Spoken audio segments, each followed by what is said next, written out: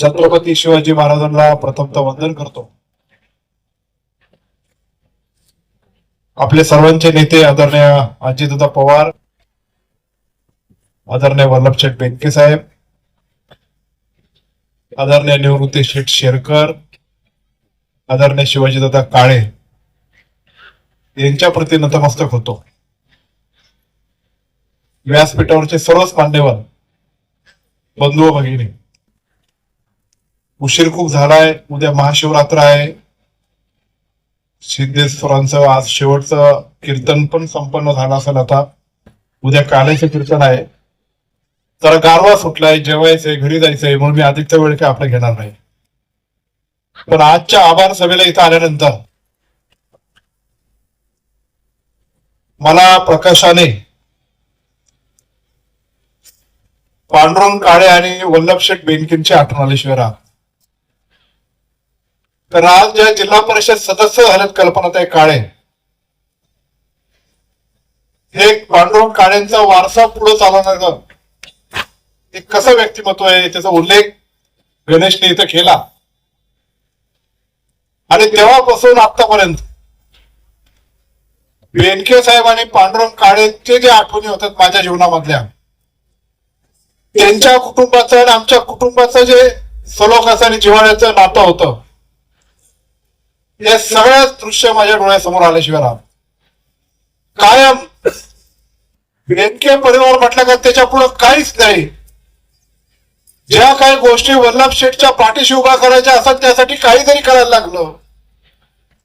जेव्हा जेव्हा बेनके परिवाराचा किंवा राष्ट्रवादी काँग्रेस पक्षाचा जुन्नर तालुक्यातला कार्यक्रम असला का जिरे टोप आणि तलवार घेऊन येणारं व्यक्तिमत्व म्हणजे पांडुरंग काळे आजपर्यंत लहानपणापासून मी पाहिलंय.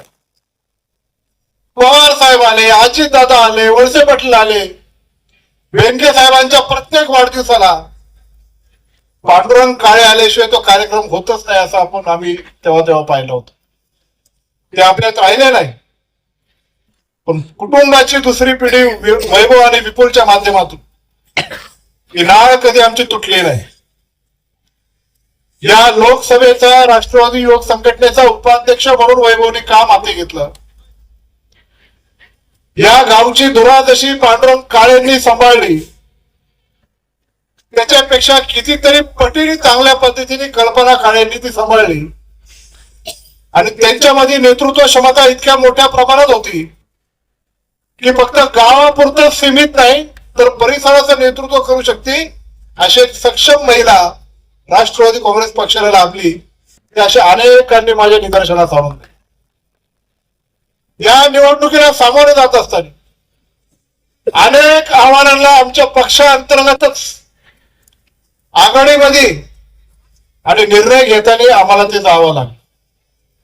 मला काय कोणाला कमी लेखायचं नाही, कोण काही कमी तुल्यबळ असं मला म्हणायचं नाही, कोणाची योगदान आणि कोणाची सेवा पक्षाच्या प्रती कमी आहे असंही मला म्हणायचं नाही. पण निवडणूक येत असताना आपण जेव्हा पुढे जातो आणि इच्छुक उमेदवारांपैकी कोण आपल्याला चांगल्या पद्धतीने ही उमेदवारी पुढे नेऊ शकते याचं अनालिसिस, याचं विश्लेषण, याचा सर्वे स्वतः अजितदादा पवार साहेबांनी याच गटाचा नाही, याच तालुक्याचा नाही तर संपूर्ण जिल्ह्याचा केला. आणि त्यांच्या अनालिसिस मध्ये या गटातली सर्वाधिक जास्त पसंती कोणाला होती तर ती कल्पनाताई काळेंनाच होती.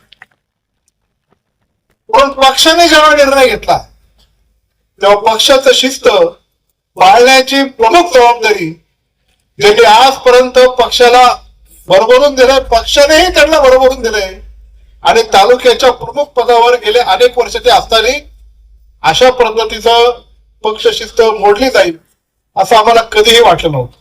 तर जाऊ दे, आता झालं ते झालं, मतदानही झालं, पुढे आपण गेलो. पण अत्यंत दुःखद घटना कुठली घडली असेल तर ऐन निवडणुकीमध्ये दादाच आपल्यातून गेले. दादा गेल्यानंतर 3 दिवस काय करावं हे आपल्या कोणाला कळतच नव्हतं. पुढे कसं जावं हा आमच्या समोर प्रश्नच होता. पण पवार साहेबांनी त्या कुटुंबाने स्वतःने सांगितलं की दादांनी दिलेले उमेदवार आहेत, या उमेदवारांच्या पाठीमागं अतुल तुसा भक्कमपणे उभा राहून हा दादांचा विचार जिवंत ठेवून यांच्यातच आपला अजित दादा निवडून आणतोय अशी भावना ठेवून आपल्याला पुढे गेलं पाहिजे. शांततेत प्रचार करण्याचं आम्ही ठरवलं. शांततेत प्रचारही झाला. प्रकाश शेट्टी इथं भाषण करत असताना मी त्यांचं भाषण बारकाईने ऐकत होतो. त्यांनी सांगितलं टेम्पो लावला नाही, पिकअप लावलं नाही आणि रिक्षाही पुढे आम्ही लावली नाही. प्रचाराला म्हणतो.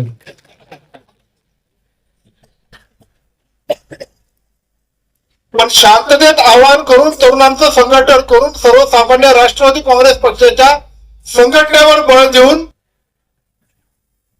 कल्पनाताई जिल्हा परिषदेच्या सदस्य झाला. पलीकडच्या पक्षातले काही लोक असे होते की त्यांनी सुद्धा सांगितलंय की अजितदादांनी निर्णय अत्यंत उत्तम घेतलाय. पलीकडच्या काही पक्षाच्या लोकांनी सुद्धा कल्पनाताईंना मदत केली. विघ्नर कारखान्याचे चेअरमन सतीश दादांचा हुकूम होता, आदेश होता. आणि या गटातले 3 डायरेक्टर, कोण डायरेक्टर मी नाव घेणार नाही, पण 3 डायरेक्टर त्यांनी त्यांच्या परीने आपल्या राष्ट्रवादी काँग्रेस पक्षाच्या पदरामध्ये काही ना काही माप टाकण्याचा प्रयत्न केला. त्यांचा पण मी मनपूर्वक आभार मानतो. आपण जर पाहिलं तर याच गावची कन्या शारदाताईंनी तो उल्लेख केला. 2007 ची त्यांना आठवण झाली. पण तीच सेम परिस्थिती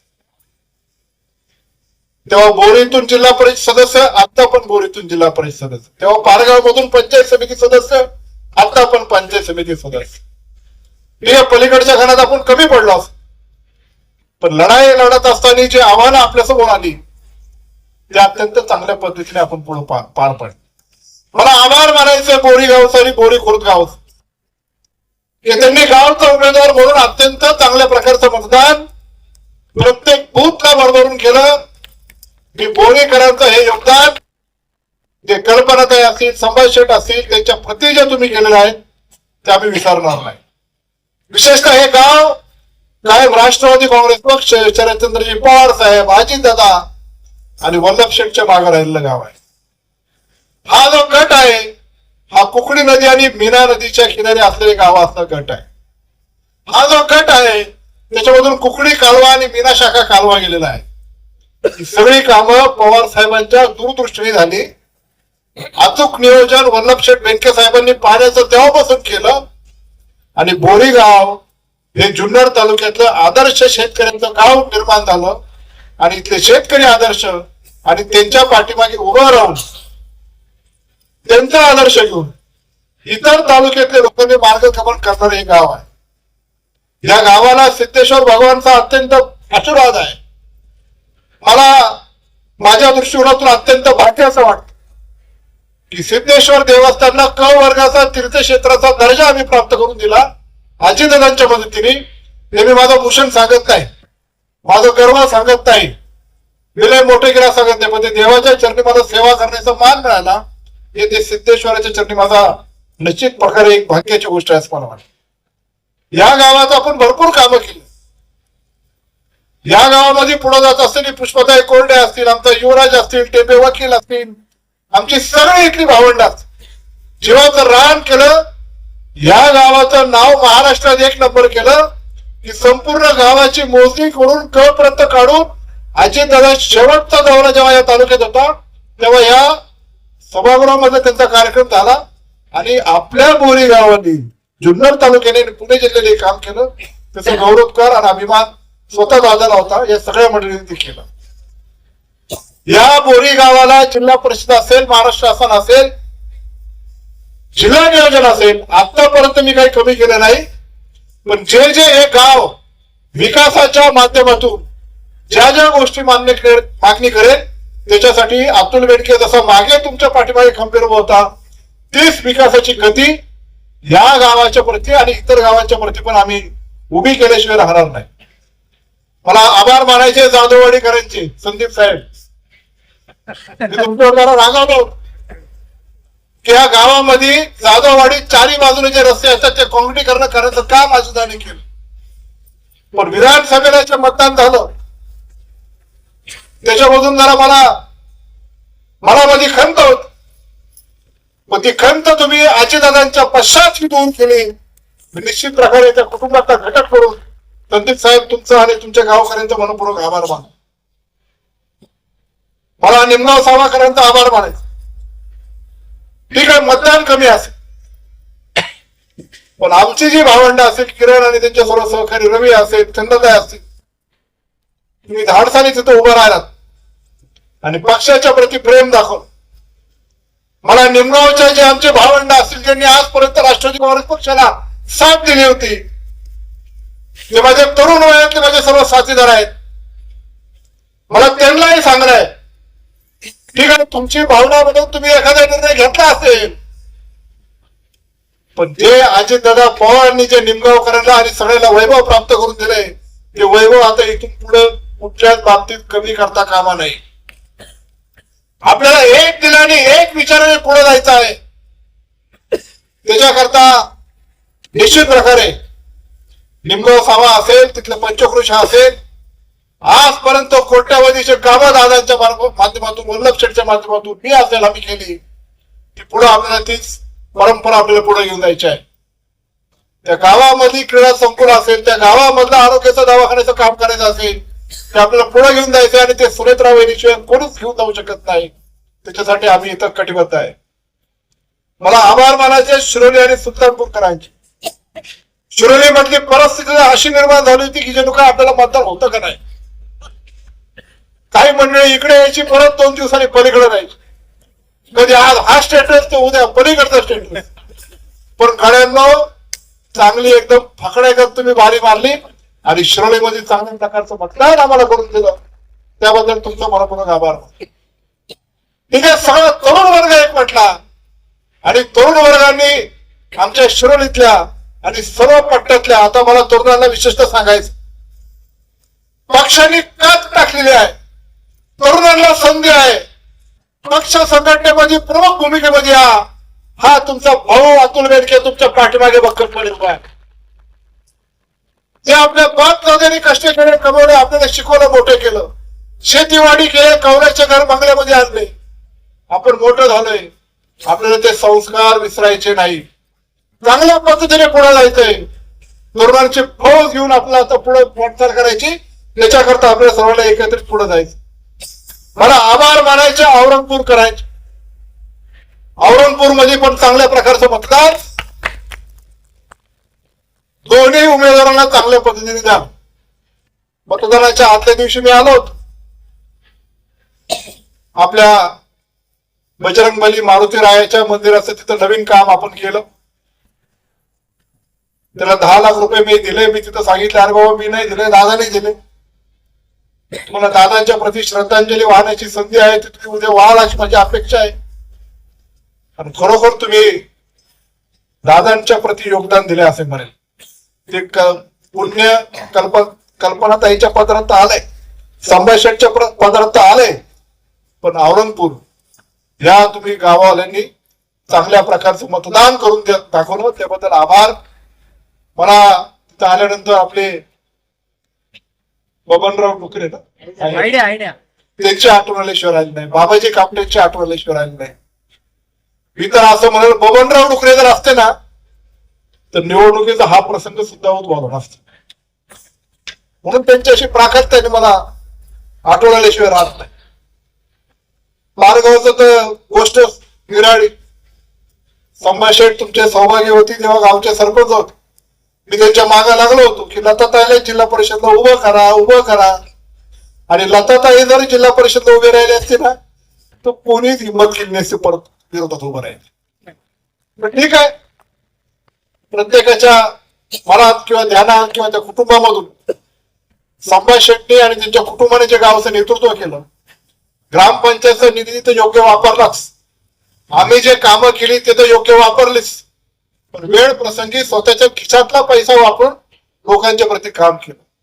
पक्ष भेद केला नाही, गटतट पाहिला नाही, भांडणं झाली तर तुझं काय म्हणणं, असं करू एक मार्ग काढू. संभाष शेट्टीने आजपर्यंत काम केलं, त्यांच्या भावंडीने काम केलं, आमच्या बंटीने काम केलं, सगळ्या गोष्टी केल्या. पण ते गावात जसं खाली तसंच वर तुम्ही केल्याबद्दल तुमचं सगळ्यांचं मनपूर्वक मार्गावकरांचं आभार मानतो. प्रकाश शेठ आणि फकीरा शेठ इथं बोलले, पिंपरी कावळ आपल्या जुन्नरकरांचा एक छोटस टोक, छोटस गाव, पण मतदान बाकी एकदम ठासून त्यांनी केलेलं आहे. तिथं आपण एमएमटीएसचा रस्ता असं कोट्यवधीचे काम असेल भरपूर मोठ्या प्रमाणामध्ये केलेलं आहे. खोडद गावामध्ये तर आम्हाला खूप मोठं आव्हान होतं, पण ते आव्हान आमच्या तरुणांनी पेललं आणि तिथं समाधानकारक एवढी होईल का नाही अशी पण मला संख्या होती. कारण राष्ट्रवादी काँग्रेस पक्षाबरोबरच चालणारी जी लोक होती ती काही करून पण ऐकायला तयार नव्हती, वारंवार सांगून सुद्धा. पण ठीक आहे, तेव्हाचा तो प्रसंग आहे, त्याला काही उल्लेख करून चालणार नाही. पण कोड्यांच्या तरुणांचं मला विशेषतः आभार मानायचा. तशीच परिस्थिती आमच्या वडगाव कांद्रेतल्या वडगावची. वडगाव मध्ये पण परिस्थिती, नेते विभागले गेले इकडं आणि तिकडं, पण बाजी मारली माझ्या सगळ्या तरुणांनी. या तरुणांचा कधीच मी कदापि विसर पडून देणार नाही. कोणी काही जरी तिथं वागलं असेल, ज्यांना भरभरून दिलं, मी नाही दिलं, पक्षाने दिले, त्याचा विसर जर पडला असेल तर हे योग्य नाही. वडगाव मध्ये पण चांगल्या प्रकारचं मतदान मी वडगावकरांनी दाखवून दिलं. मी आज तेव्हाही म्हटलं होतं, आजही सांगतो, जुन्नर तालुक्यातलाच नाही, पुणे जिल्ह्यातला बैलगाड्या शर्यतीतला मॉडेल काय कुठं असेल तो वडगाव मध्ये आपण करणार आहे. वडगाव विकासाच्या बाबतीत केंद्रबिंदू म्हणून वडगाव ते आपण पलीकडे आता राष्ट्रवाडीला एक पूल करणार आहे नवीन, जेणेकरून पलीकडे जाण्याचं पण दळवळासाठी आपल्याला साधन होईल. कांदळी गावामध्ये तर आमच्या उमेदवार होत्या, पण कांदळी गावामध्ये काय झालं मला माहित नाही. पण काही ठिकाणी चांगलं मतदान, काही ठिकाणी आपल्याच उमेदवारांना तिथले गावच्या सुद्धा कमी मतदान करण्याचं काम झालं. ठीक आहे, कांदळी मधल्या माझे विशेषतः नगदवाडी असेल, 14 नंबर असेल, माझे सगळे जे तरुण बांधव आहेत त्यांचं मी मनपूर्वक आभार मानतो. गावचा जेवढा शक्य होईल तेवढा एकोपा ठेवून तुम्ही चांगल्या पद्धतीने उमेदवारांच्या पाठीमागे उभे राहिले, त्याबद्दल मी तुमच्या सगळ्यांचा मनपूर्वक आभार मानतो. मला आभार मानायचे येडगाव गावचे आणि बोरवडी गावचे, एकही बूथ मायनस नाही, सगळे बूथ अत्यंत भरभरून आणि 1 नंबरचं मतदान येडगाव मधल्या सगळ्या ग्रामस्थांनी केलं. त्याच्यामुळं त्यांचाही मी मनपूर्वक आभार मानतो. आता आपल्याला कामं करायची, जी गती कामाची इथून मागच्या कालावधीमध्ये होती तीच गती कामाची इथून पुढच्या कालावधीमध्ये आपल्याला ठेवायची आहे. प्रत्येक ठिकाणी मी तिथे आभार मानायला जाईल त्या लोकांची स्वाभाविक ही मागणीच आहे की आता सभापती पद एक जुन्नरला येणारच आहे आणि आम्ही आणल्याशिवाय राहणार नाही, पण मलाच पाहिजे आणि इकडेच द्या असं कृपया करून कुणी आग्रह धरू नका. कारण आता दादा आपल्या ताई सुनेत्रा वहिनी सगळं बघणार आहे आणि तेच असताना मागच्या वेळेस पण जरा तशी गडबड झाली. जिल्हा परिषद सदस्य 4, पण सभापती कोणाला करायचं याच्यावरून नाराजी नाट्य सुरू झालं. घेऊन प्रस्ताव झाला का काय अशी माझी भावना नको व्हायला. पण ज्या संघर्षातून ज्या परिस्थितीतून आपण उमेदवारी घेऊन निवडून आलेलो आहे याचं प्रत्येकाने, म्हणजे तुम्हीच असं नाही पण तालुक्यातल्या प्रत्येक जिल्हा परिषद सदस्याने त्याचं भान ठेवलं पाहिजे. पण सभापती एकाला जरी आलं तरी तालुक्यातल्या प्रत्येक राष्ट्रवादी काँग्रेस पक्षाच्या सदस्याला भरभरून परिसरामध्ये त्या सभापतीच्या माध्यमातून निधी आणल्याशिवाय आपण राहणार नाही. म्हणून कोणाला मिळेल हे जलद गतीचं ठरेल, पण जेव्हा होईल तेव्हा पद्धतीने कोर कमिटी जिल्ह्याशी बसवून ते स्वतः अनालिसिस करून त्याच्यामध्ये सुनेत्रा वहिनी असतील, वळसे पाटील साहेब असतील, दत्तभाऊ भरणे असेल, तालुक्याचा प्रतिनिधी म्हणून मी असेल, डॉक्टर अमोल कोल्हे असतील, आम्ही निश्चित प्रकारे बसून काय करायचं त्याचं काम निश्चित प्रकारे पुढे चालू. एक महत्वाची गोष्ट मला तुम्हाला इथं सांगायची आहे. मी मागेच अजितदादांना या गटाच्या 2 कामांची मी प्रामुख्याने मागणी केली होती.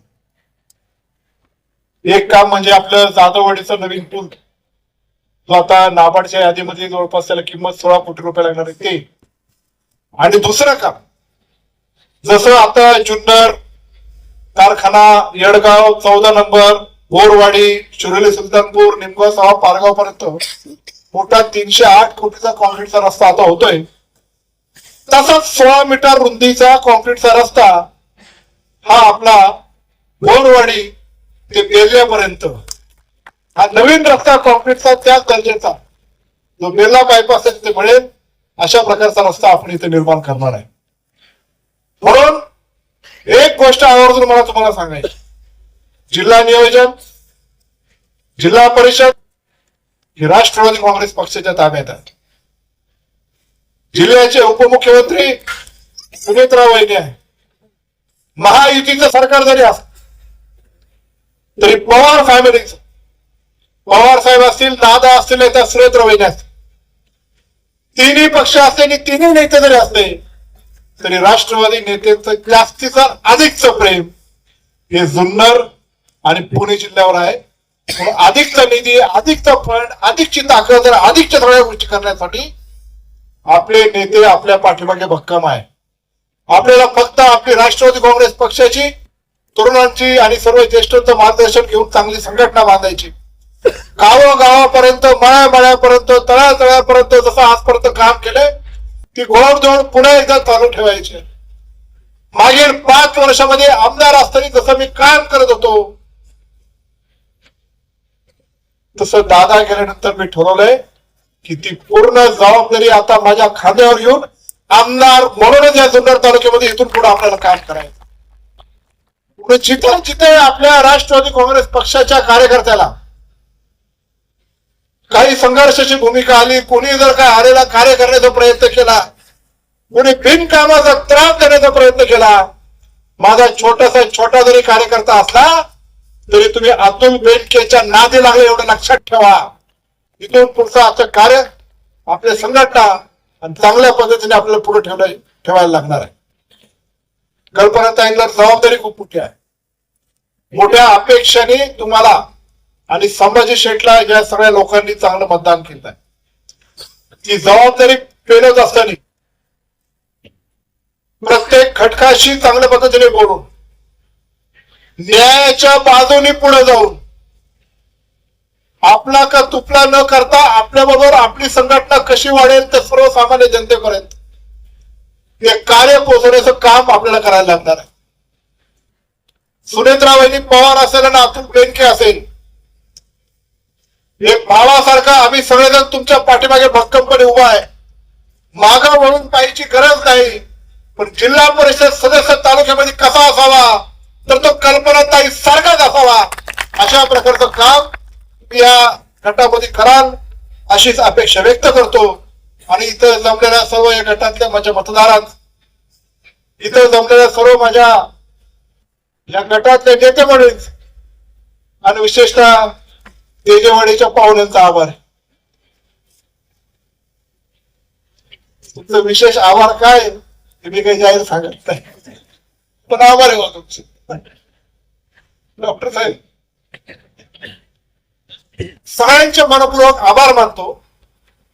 आणि मला जरी आमदारकीला प्रत्येक गावामध्ये काही जरी झालं असलं तरी पण तुम्ही या मतदानातून मला पुन्हा एकदा मतदान केले अशी भावना, तुमची सेवा ही अखंडितपणे ही चालू ठेवेल एवढंच या निमित्ताने सांगतो आणि माझे 2 शब्द संपवतो. जय हिंद, जय महाराष्ट्र, जय शिवराय.